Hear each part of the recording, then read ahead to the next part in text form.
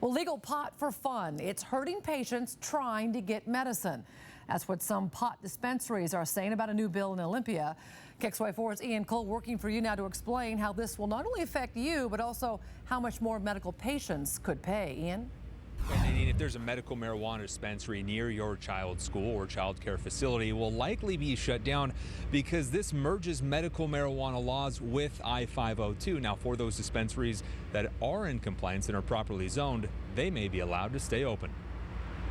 You want some Maui? Yeah. For 3 years, medical marijuana dispensaries have largely gone unregulated. Soon, that could all change. Beautiful. A new bill passed by the Senate on Saturday lays out how medical pot shops will work in the new system. Dispensaries will be under the same guidelines as recreational marijuana stores, so medical stores will also have to apply for a license. There's a whole lot of people thinking that medical cannabis is going to go away. It isn't. That isn't what the state is looking for. Paul Lugo owns the Herbal Connection medical pot dispensary near the Garland district. He plans to apply because he has to and is for some state oversight. We've got to be able to sit back and say, okay, even though we don't personally agree with this or whatever, it may be best for the industry.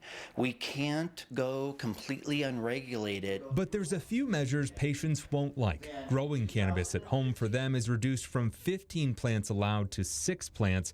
Instead of possessing 24 ounces, they can only have 3. And large collective grows where patients combine plants under one roof will be completely eliminated. Instead, 4 people can grow together.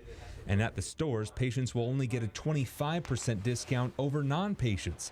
They might pay much more than they're used to. And that, Lugo says, is frustrating. But if it's our medication, we're still going to use it, and it's still cheaper than a lot of the pills that you have to buy at the store.